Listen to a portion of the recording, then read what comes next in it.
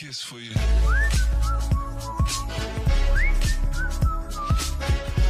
Day one of his 9-day trip overseas. He spent today in Saudi Arabia, in the heart of the Arabian desert, where he got a pretty warm and royal welcome. You can't get enough of this video of the president dancing and smiling to the music at this welcome ceremony.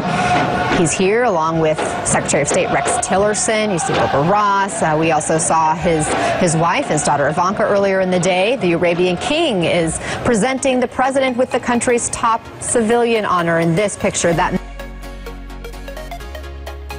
he just put around his neck. Now, this lavish welcome, very different than what President Obama got on his final visit there.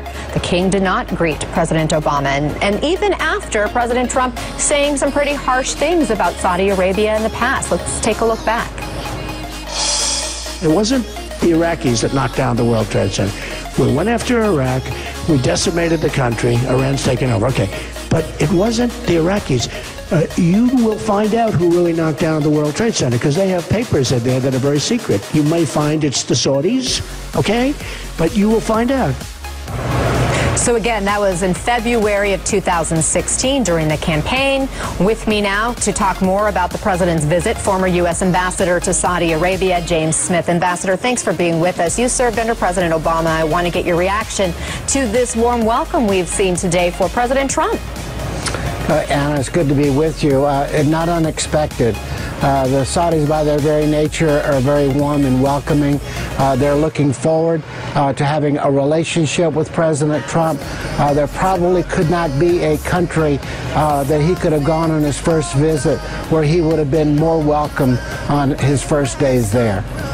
Now, the president is catching some flack today for the video we showed earlier, him bowing to the Saudi king as he puts that medallion around his neck. Back in 2012, the president criticized then-President Obama for essentially doing the same thing. This is what President Trump tweeted back then. He says, "Do we still want a president who bows to the Saudis and lets OPEC rip us off?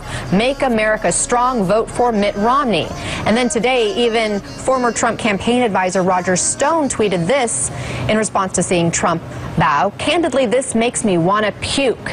Jared's idea," he writes. So, Ambassador, on a diplomatic stage, I don't know, I mean, is there any way to getting around bowing, if not for custom, but also he has to bend down to receive the medal, no?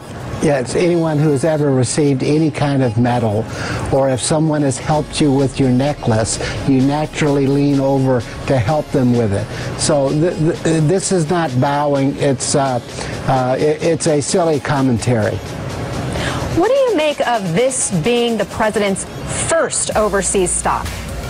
Well, it's very important to the region. This is the first time that a president has gone to a Muslim-majority country on his first visit as president. There are many key issues in the region, and the countries in the region are looking to the United States for help, for leadership, as they wade through the challenges of the time. So for the region, this is a very, very important visit. Are there any landmines, pitfalls that the president needs to be careful of being there in terms of the culture, in terms of the dynamics in that region? We have Iran, of course, the sensitivities with extremism, the issues and, again, sensitivities that are to do with religion specifically, and some of the comments that the president has said in the past. What would you be looking for in terms of the nuance? Well, the first thing I would say, Anna, is nothing that he said in the past matters. It's what he says as the President of the United States that matters. So what he says tomorrow matters. And the real pitfall is failing to take advantage of an opportunity, which he certainly does in this first trip to the region. You know, Daesh or ISIS is waning. You can see that Mosul and Raqqa are going to fall in a reasonable amount of time. The question is, what's next? So I hope the message that he delivers tomorrow is, what is the Islamic community going to do to undermine support for extremism? This is their challenge. It's the issue they've got to work through, and we can provide our moral support to that, but at the end of the day, it's in their lap. Secondly, he's got to deal with an Iran intent on destabilizing the region. There's an opportunity here to create a regional security forum. We've been pushing for that for several decades. There's a window of opportunity to make that happen. And at the end of the day, you've got Israel, and their foreign policy concerns are identical to the Saudis in terms of Iran. It might well be that President Trump is in a unique position to reset that relationship. So I'm anxious to see how positive tomorrow and the next day can be. One other question I've had is, given what we know of President Trump, he clearly values personal relationships. We saw that after President Xi from China visited and really established a great relationship that seemed to help Trump soften some of his earlier rhetoric and his stance about China. Is there any risk to the Saudis seeing that in the president and exploiting that in him, his ability and desire to have chemistry with these leaders? Well, Anna, everything in that region is based on personal relationships. It is still a tribal society at its basis, and normally takes a long time for a diplomat to achieve the kinds of personal relationships that President Trump can establish in just a few hours or days. Those relationships are hugely important.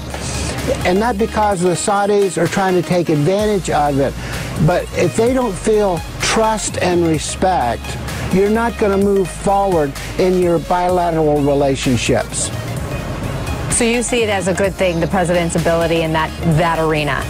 I see it as a huge upside for him in being able to navigate the troubled waters. Now, what's interesting is going to be what are the conditions he's going to put on U.S. support for the region against Iran. I have every reason to believe that he would expect concessions from them in terms of them coming to terms with undermining support for extremism, establishing a regional security forum.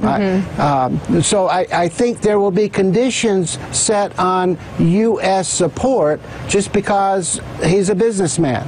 Gotcha. But again, the relationship is hugely important. Former Ambassador James Smith, thank you very much for your time tonight. Thank you, Anna. Coming up, debate dodge. New video surfaces of Hillary Clinton practicing how to avoid a hug from Donald Trump.